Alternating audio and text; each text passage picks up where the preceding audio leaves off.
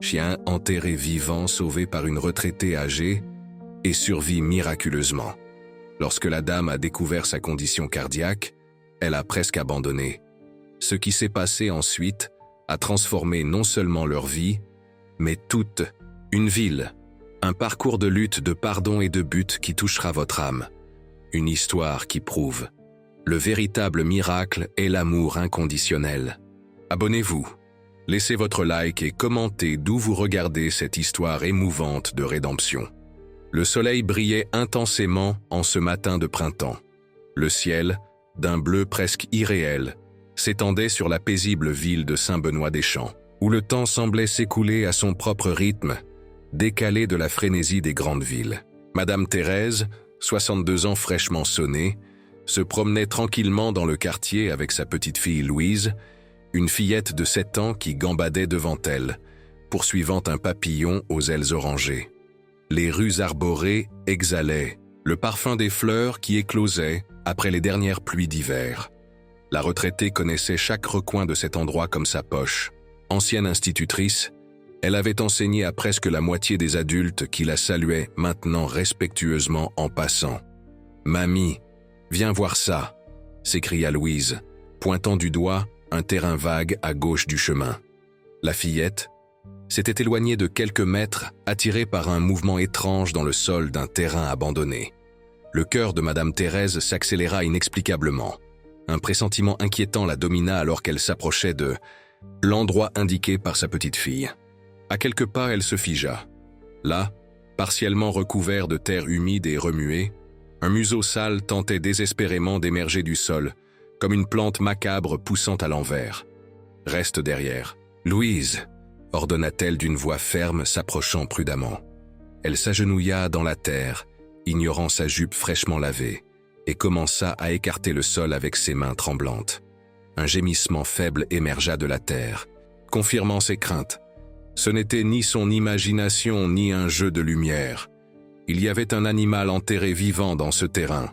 « Va chercher Monsieur Joachim, cours !»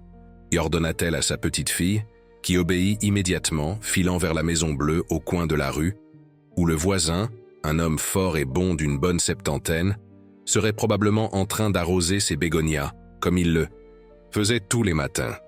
Les minutes qui suivirent parurent une éternité. Thérèse continua de creuser avec ses mains, maintenant sales et égratignées, essayant de libérer l'animal qui respirait difficilement.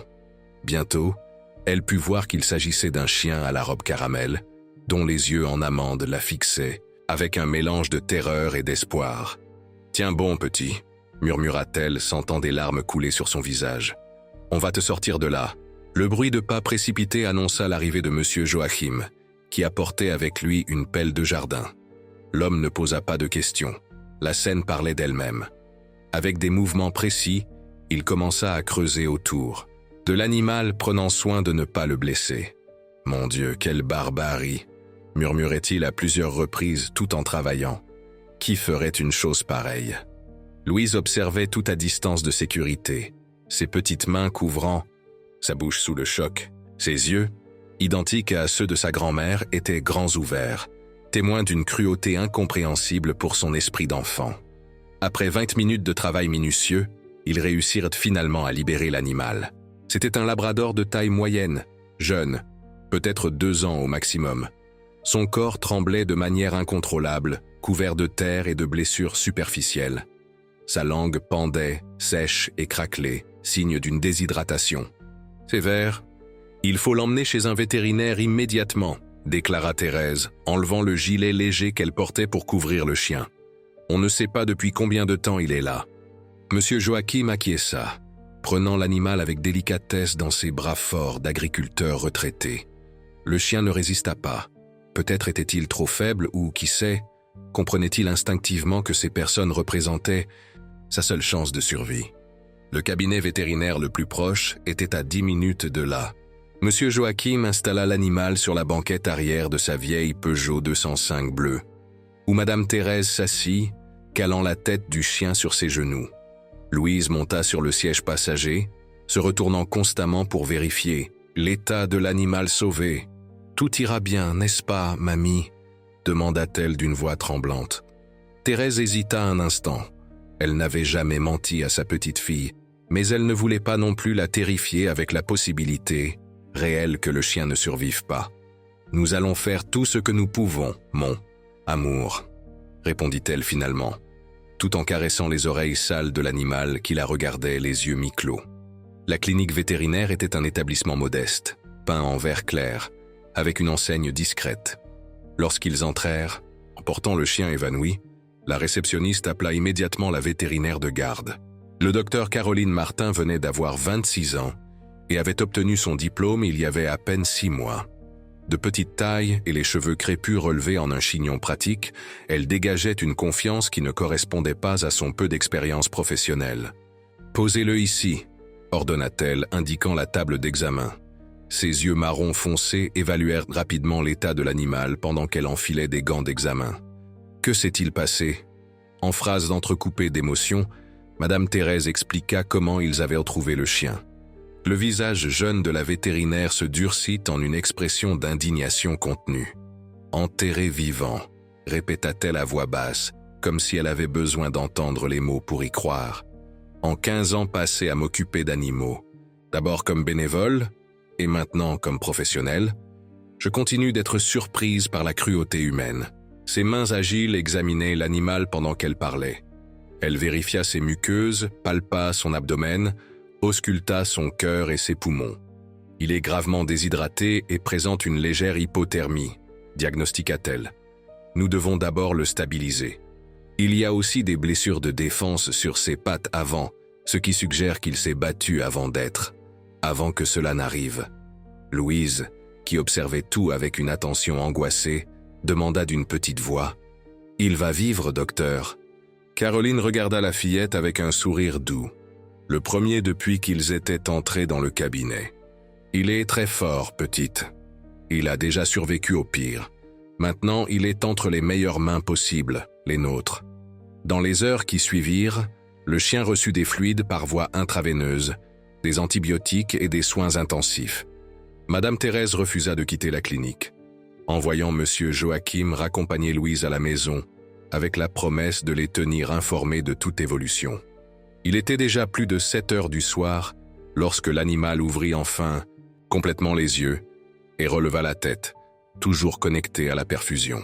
Son regard croisa celui de Thérèse, qui était restée assise sur une chaise inconfortable près du chenil où il se reposait. « Bonjour, guerrier », murmura-t-elle, s'approchant prudemment. Le chien l'observa quelques instants, avant de faire quelque chose qui émut profondément la dame.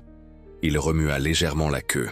Le docteur Caroline, qui entrait à ce moment-là pour vérifier les signes vitaux du patient, sourit en assistant à la scène. « C'est incroyable », commenta-t-elle, vérifiant le débit de la perfusion. Après ce qu'il a vécu, il serait compréhensible qu'il développe une peur des humains. Pourtant, il semble savoir distinguer ceux qui lui ont fait du mal et ceux qui sont venus l'aider. Comment peut-il exister des gens capables d'une telle cruauté? Questionna Thérèse, plus pour elle-même que pour la vétérinaire. Caroline soupira, ajustant le stéthoscope autour de son cou. C'est une question que je me pose quotidiennement. Je n'ai pas de réponse. Après un bref silence, la médecin ajouta. Il répond bien au traitement, mais il aura besoin de soins spéciaux dans les prochains jours. Connaissez-vous quelqu'un qui pourrait l'adopter? Je peux contacter le refuge municipal, mais elle n'eut pas besoin de terminer sa phrase. Toutes deux savaient que le refuge local était toujours surpeuplé, avec des ressources insuffisantes pour s'occuper correctement de tous les animaux. « Je le garderai », déclara Thérèse, se surprenant elle-même par la fermeté de sa décision. « Temporairement, bien sûr, jusqu'à ce que nous trouvions un foyer définitif. » La jeune vétérinaire parut soulagée, mais hésita. « Êtes-vous sûr? Il aura besoin de médicaments, d'une alimentation spéciale dans les premiers jours et d'une surveillance constante. »« J'ai tout le temps du monde », répondit la retraitée avec un sourire fatigué. « Et j'ai l'impression que, d'une certaine manière, ce n'est pas une simple coïncidence que nous ayons trouvé ce petit bonhomme. Peut-être a-t-il quelque chose à nous apprendre. » 2 jours plus tard, l'animal étant déjà considérablement rétabli, Madame Thérèse le ramena chez elle. Son appartement se trouvait au 2e étage d'un petit immeuble sans ascenseur, au centre-ville. il ne faisait que 68 mètres, carré réparti en 2 chambres, un salon, une cuisine et une salle de bain. Suffisamment d'espace pour une dame qui vivait seule, mais certainement exiguë pour accueillir un labrador de taille moyenne. Louise l'attendait avec impatience à la porte, sautant d'excitation lorsqu'elle vit sa grand-mère monter les escaliers avec le chien qui marchait lentement à ses côtés, tenu par une laisse improvisée. « Tu l'as ramené, mamie! Tu l'as vraiment ramené !» s'écria-t-elle, s'approchant prudemment comme on le lui avait appris. Le labrador renifla la main tendue de la fillette avant de la lécher gentiment, provoquant les rires de Louise. « Comment allons-nous l'appeler » demanda la fillette, tout en regardant l'animal explorer timidement son nouvel environnement. Thérèse observa le chien quelques instants. Sa robe caramel brillait de propreté après le bain à la clinique, mais on pouvait encore remarquer ses côtes légèrement saillantes sous son pelage. Ses yeux, cependant, ne montraient plus seulement de la peur. Il y avait une étincelle de curiosité et, peut-être, d'espoir. « Miracle », répondit-elle finalement. « Nous allons l'appeler Miracle, parce que c'est exactement ce qui s'est passé quand nous l'avons trouvé à temps. » Le nom prit immédiatement. Même le docteur Caroline, lorsqu'elle appela ce soir-là pour vérifier comment l'animal s'adaptait, se référa à lui comme « notre miracle ». Les premiers jours furent difficiles. Miracle devait prendre des médicaments 3 fois par jour, suivre un régime spécifique pour reprendre du poids, et montrait encore des signes évidents d'anxiété lorsqu'il était laissé seul, même quelques minutes. Thérèse adapta entièrement sa routine aux besoins du chien, transformant un coin du salon en un espace accueillant, avec des coussins moelleux et des jouets qu'elle acheta avec une partie de sa modeste retraite. Ce qu'elle n'avait pas prévu, cependant, ce furent les complications administratives. Au matin du 4e jour après l'arrivée de Miracle, la concierge de l'immeuble, Madame Dubois, une femme d'âge moyen à l'expression désapprobatrice permanente, frappa à sa porte. « Thérèse, vous savez que le règlement de copropriété interdit les animaux, » déclara-t-elle sans préambule, regardant par-dessus ses lunettes à monture violette le labrador qui se reposait dans le salon. « Nous avons reçu des plaintes concernant le bruit et d'éventuels problèmes d'hygiène. » « Madame Dubois, c'est une situation temporaire, » expliqua Thérèse, gardant son calme malgré son irritation croissante. « Ce chien a été sauvé dans des conditions terribles, et je ne fais que m'en occuper jusqu'à ce que nous trouvions un foyer définitif. » La concierge soupira, ajustant ses lunettes. « Je comprends votre bonne intention, mais les règles sont... les règles. Vous avez 1 semaine pour régler cette situation, sinon... nous devrons appliquer les sanctions prévues dans le règlement, à commencer par des amendes journalières. » Lorsque la porte se referma, Thérèse s'assit sur le canapé, sentant le poids de cette nouvelle complication. Miracle s'approcha lentement, posant sa tête sur ses genoux comme s'il comprenait son inquiétude. « Qu'est-ce qu'on va faire, mon ami ?» murmura-t-elle, caressant les oreilles douces de l'animal. Cet après-midi-là, lors d'une visite de suivi à la clinique vétérinaire, Thérèse fit part de ses préoccupations au docteur Caroline. « Outre le problème de la copropriété, je suis inquiète des coûts à long terme, » confessa-t-elle, tout en regardant la médecin examiner Miracle. « Ma retraite couvre à peine mes propres dépenses, et cet appartement n'est vraiment pas l'endroit idéal pour un chien de cette taille. » Caroline acquiesça, compréhensive. « Je comprends votre inquiétude, Madame Thérèse, mais j'ai une nouvelle qui va peut-être encore compliquer votre décision. » La vétérinaire montra les résultats d'examens plus approfondis qu'elle avait réalisés. Miracle a une maladie cardiaque congénitale. Ce n'est pas extrêmement grave, mais cela nécessitera des médicaments continus et un suivi régulier. En d'autres termes, celui qui l'adoptera devra être préparé à un engagement financier permanent. Thérèse sentit un serrement au cœur. La possibilité de trouver un foyer pour Miracle venait de devenir considérablement plus difficile. Alors qu'elle rentrait chez elle, marchant lentement pour s'adapter au rythme du chien, Thérèse luttait avec des pensées contradictoires. Comment pouvait-elle garder Miracle dans son appartement contre le règlement de copropriété, avec des ressources financières limitées? D'un autre côté, comment pouvait-elle l'abandonner à nouveau, alors qu'il commençait enfin à faire confiance aux humains? C'est Louise qui, involontairement, offrit une solution. L'après-midi suivant, alors qu'elle jouait avec Miracle dans le petit appartement de sa grand-mère, La fillette eut une idée. « Mamie, je peux prendre des photos de Miracle pour les montrer à l'école ?» Ma maîtresse a dit qu'on pouvait faire une présentation sur quelque chose d'important pour nous, et je veux parler de comment on l'a sauvée. L'idée évolua rapidement. Avec l'aide de la mère de Louise, Christine, la fille unique de Thérèse et professeure d'informatique à l'école locale, elles créèrent non seulement quelques photos, mais un profil complet sur les réseaux sociaux dédié à la guérison de Miracle. Mission Miracle, suggéra Christine, tapant le hashtag tout en téléchargeant la première photo du chien, encore à la clinique vétérinaire, branché à la perfusion. Nous allons raconter son histoire depuis le sauvetage jusqu'à sa guérison complète. Les gens adorent les histoires de dépassement animal.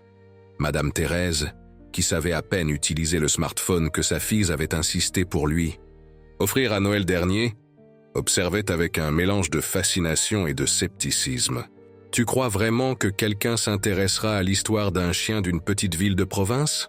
Christine sourit, finalisant la publication inaugurale. « Maman, tu n'as pas idée du pouvoir des réseaux sociaux. Les histoires comme celle de Miracle connectent les gens, transcendant les frontières, et qui sait, on pourra peut-être même obtenir de l'aide pour les frais de son traitement. » La fille de Thérèse avait raison, mais même elle n'aurait pas pu prévoir l'ampleur de la réponse. En moins de 48 heures, le profil de Miracle accumula plus de 5000 abonnés. En une semaine, ils étaient déjà plus de 20 000. Des gens de tout le pays et finalement d'autres pays suivaient quotidiennement les mises à jour sur les progrès du Labrador Caramel, qui avait été enterré vivant et sauvé par une dame et sa petite fille. Les messages de soutien arrivèrent par milliers. « Miracle me fait croire à des jours meilleurs », écrivit une abonnée de Bordeaux. « Je suis sa guérison tous les matins avant d'aller à ma séance de chimiothérapie. Ça me donne la force de continuer », partagea un monsieur de Marseille. Parallèlement, l'indignation grandissait. « Celui qui a fait ça doit être puni », était un cri récurrent dans les commentaires. La pression publique, amplifiée par la viralisation de l'affaire, força les autorités locales à intensifier les enquêtes pour retrouver le responsable du crime contre Miracle. Le commissaire Dupont, un homme à l'air sérieux et aux méthodes implacables, prit personnellement l'affaire en main. Les crimes contre les animaux précèdent ou accompagnent souvent d'autres types de violences, expliqua-t-il lors d'une visite chez Thérèse pour recueillir plus d'informations. De plus, avec la répercussion nationale, nous devons démontrer que notre ville ne tolère pas ce type de cruauté. Les premières investigations pointèrent vers une ferme des environs, propriété d'un entrepreneur local connu pour son tempérament difficile. Des employés rapportèrent avoir vu un chien semblable à Miracle dans les semaines précédant l'incident. Lorsqu'il fut confronté, l'entrepreneur Paul Garnier réagit avec indignation. « C'est absurde, j'ai 3 chiens sur ma propriété, tous bien soignés comme n'importe qui peut le vérifier. Pourquoi ferais-je du mal à un animal ?»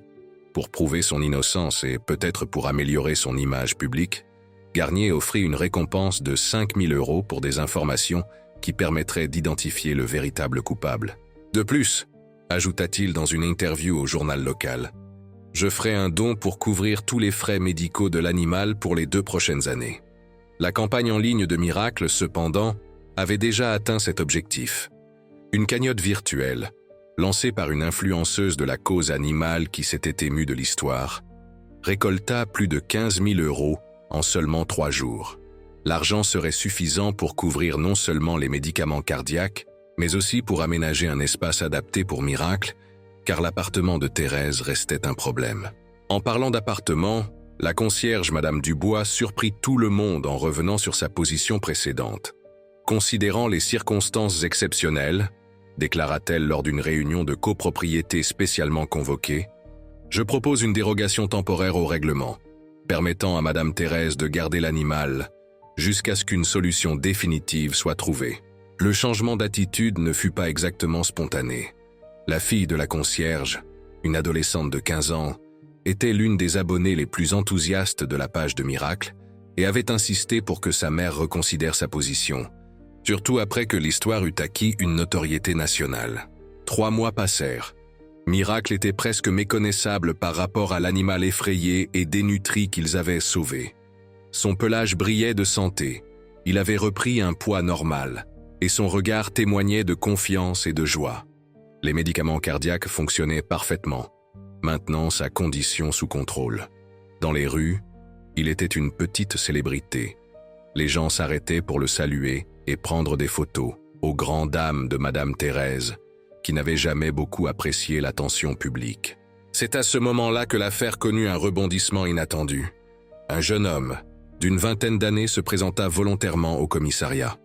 Maigre, d'apparence ordinaire et les yeux inquiets, Lucas Perrin avoua être responsable de l'abandon de Miracle. « J'ai trouvé le chien errant sur la route, près de la gare routière », expliqua-t-il au commissaire Dupont, avec Madame Thérèse présente à sa propre demande. Il avait l'air perdu, alors je l'ai mis dans la cabine du camion que je conduis. Je prévoyais de le ramener chez moi, mais pendant le trajet, il s'est évanoui 2 fois, j'ai paniqué.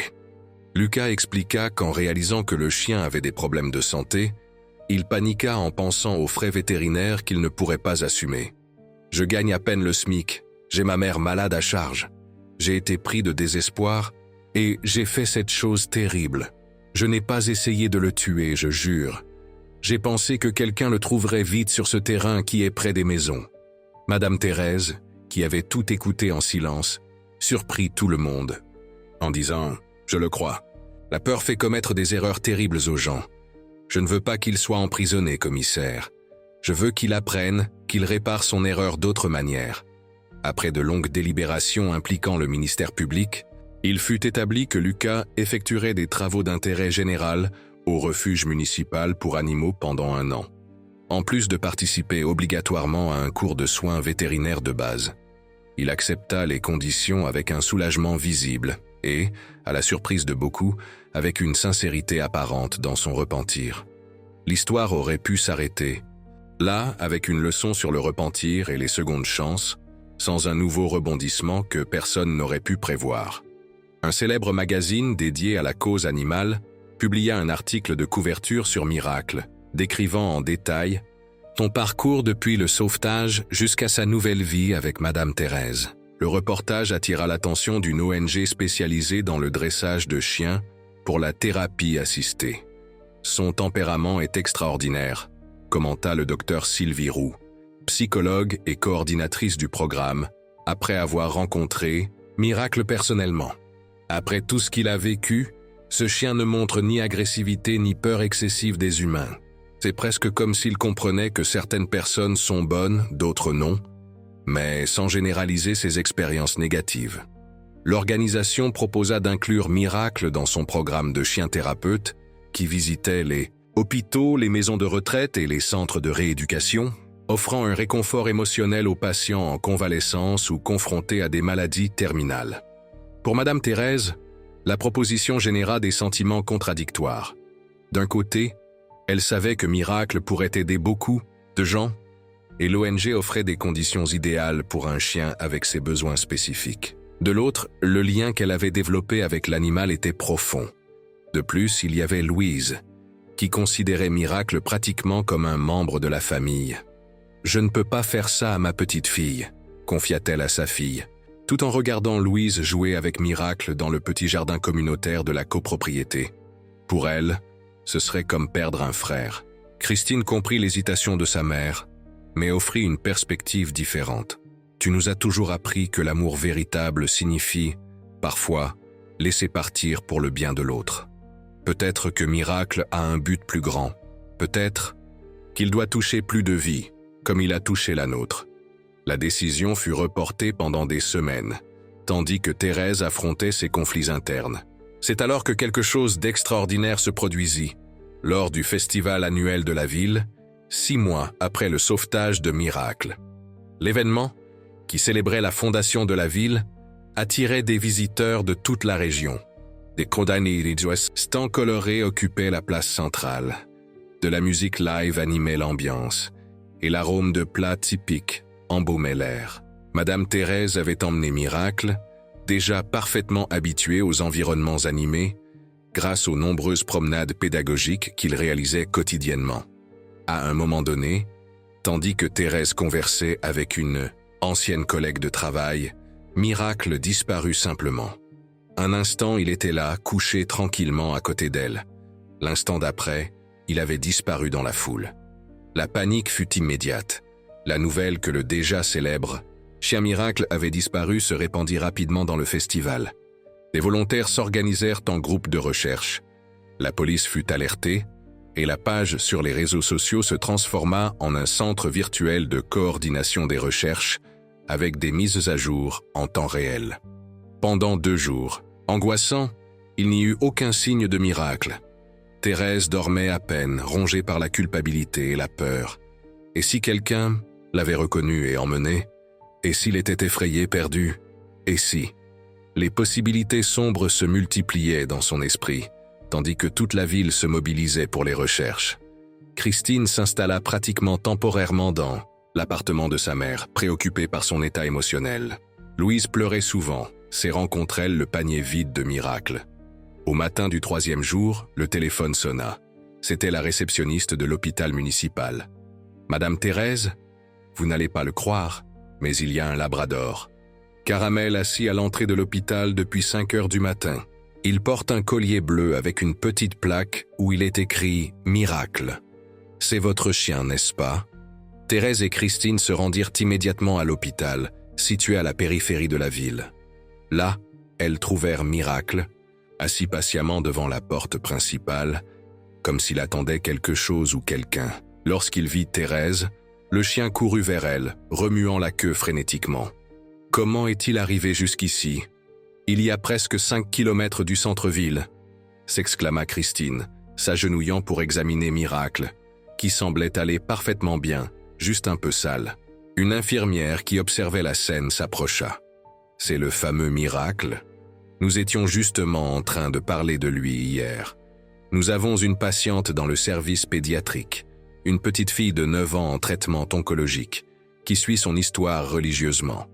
Elle serait si heureuse de le rencontrer. » Thérèse regarda Miracle, puis l'hôpital, et quelque chose fit tilt dans son esprit. C'était comme si le chien avait délibérément choisi cet endroit, comme s'il disait, à sa manière, quelle devait être sa voie. « Je crois qu'il est venu exactement pour ça », murmura-t-elle, surprise de sa propre conclusion. « Pouvons-nous rendre visite à cette petite fille maintenant ?» Cette visite improvisée à l'hôpital changea tout. La joie de la petite Marianne en rencontrant Miracle en personne fut indescriptible. D'autres patients pédiatriques apprirent rapidement la présence du chien d'Internet et avec la permission de la direction de l'hôpital, Miracle passa de chambre en chambre, recevant et distribuant de l'affection. « Il est naturellement thérapeutique », commenta la psychologue de l'hôpital, observant comment le chien semblait deviner quels enfants pouvaient être approchés avec plus d'énergie et lesquels avaient besoin d'une présence plus calme et réconfortante. Ce même jour, Madame Thérèse contacta l'ONG de thérapie assistée. « J'accepte votre proposition, dit-elle au téléphone. Mais à une condition, je reste la tutrice officielle de Miracle et je l'accompagne dans ses visites thérapeutiques. » La coordinatrice non seulement accepta, mais proposa que Thérèse reçoive une formation formelle en tant que bénévole du programme. « Votre présence ne fera qu'enrichir l'expérience, tant pour Miracle que pour les patients, » assura-t-elle. La première année après le sauvetage transforma non seulement la vie de Miracle, mais de toute la communauté qui l'entourait. Madame Thérèse, utilisant une partie des ressources récoltées lors de la campagne en ligne, déménagea dans une petite maison de plein pied à la périphérie de la ville, avec un jardin où Miracle pouvait courir librement. Son ancienne existence tranquille et prévisible laissa place à une routine dynamique, pleine de sens et de nouvelles connexions. 2 fois par semaine, elle et Miracle visitaient des hôpitaux et des établissements de soins de longue durée pour personnes âgées. Le reste du temps était partagé entre des séances de dressage continu, des consultations vétérinaires périodiques et des rencontres avec des groupes scolaires qui visitaient sa maison pour en apprendre davantage sur le bien-être animal et le travail des chiens thérapeutes. « Qui aurait cru qu'à 63 ans je trouverais une nouvelle vocation ?» commenta-t-elle un jour avec sa fille, tout en regardant Miracle interagir gentiment avec un enfant autiste qui répondait rarement à d'autres formes de thérapie. L'affaire inspira des changements concrets dans la législation municipale. Le maire, sensibilisé par la mobilisation populaire autour de Miracle, promulgua une loi établissant des sanctions plus sévères pour les mauvais traitements infligés aux animaux et instituant des programmes éducatifs sur le sujet dans les écoles du réseau public.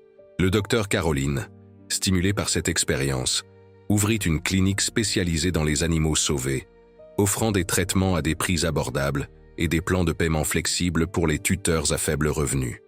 La nouvelle clinique, baptisée Institut Miracle, devint une référence régionale en médecine vétérinaire sociale.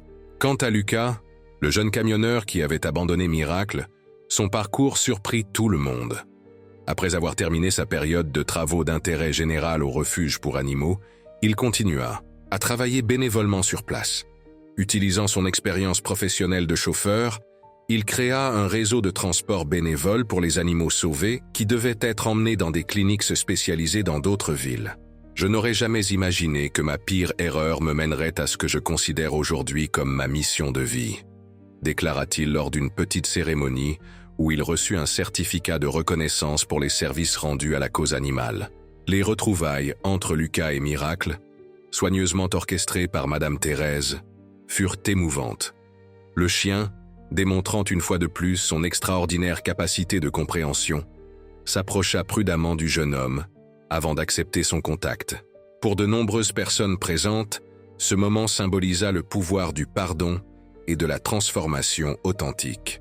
Le point culminant de ce parcours extraordinaire eut lieu exactement 1 an après la disparition temporaire de Miracle, lors du festival de la ville. En ce matin ensoleillé de printemps, plus lumineux et prometteur que celui de l'année précédente, le maire remit à Miracle le titre de citoyen d'honneur. La première fois dans l'histoire de la municipalité qu'un animal recevait une telle distinction. La cérémonie, retransmise en direct sur les réseaux sociaux qui avaient été si cruciaux pour l'histoire de Miracle, attira plus de 200 000 vues simultanées. Des visiteurs des villes voisines se déplacèrent en personne, impatients, d'assister à l'événement qui allait consolider la transformation de la petite Saint-Benoît-des-Champs, désormais affectueusement surnommée « la ville qui aime les animaux ». Madame Thérèse, habituellement réfractaire au projecteur, accepta de prononcer un bref discours à cette occasion. Debout sur la petite scène dressée sur la place centrale, avec Miracle assis dignement à ses côtés, elle ajusta ses lunettes et regarda la foule rassemblée. « Il y a 1 an, nous avons trouvé un chien enterré vivant dans un terrain vague. Aujourd'hui, nous célébrons non seulement sa survie, mais l'impact que son histoire a eu sur nous tous. Miracle nous a enseigné la résilience, le pardon et le sens de la vie. Il nous a rappelé que les secondes chances sont précieuses et que les ombres peuvent se transformer en lumière. » Elle fit une pause, caressant doucement la tête du labrador avant de reprendre. Mais la leçon la plus importante est peut-être que les petits actes, qu'ils soient de cruauté ou de bonté, ont le pouvoir de déclencher des vagues de transformation bien au-delà de ce que nous pouvons imaginer. En sauvant Miracle, nous ne savions pas que nous nous sauvions, d'une certaine manière, nous-mêmes, en redécouvrant notre capacité à nous soucier des autres, à agir, à changer. Les mots simples de l'ancienne institutrice résonnèrent, sur la place silencieuse, touchant les cœurs et suscitant des réflexions. Lorsqu'elle termina son discours, les applaudissements furent assourdissants. Miracle, comprenant apparemment la solennité du moment, resta assis dans une posture parfaite, comme s'il acceptait fièrement l'hommage au nom de tous les animaux, qui attendaient encore leur propre miracle de sauvetage et de rédemption. Le parcours extraordinaire de ce labrador caramel, du sol remué d'un terrain vague à la position de symbole d'une communauté entière, démontrait comment le lien entre les humains et les animaux peut transcender les traumatismes et transformer des vies. D'un chien abandonné au bord du gouffre à un agent de transformation sociale, Miracle prouvait quotidiennement que les secondes chances peuvent, oui, aboutir à de véritables miracles lorsqu'elles trouvent des cœurs disposés à aimer inconditionnellement. Et tandis que la cérémonie s'achevait sous le ciel bleu de ce printemps prometteur, Madame Thérèse réfléchissait à la façon dont sa propre vie avait été enrichie et redéfinie par ce matin apparemment ordinaire, où elle avait décidé d'emmener sa petite fille faire une simple promenade. Petit choix, grand miracle.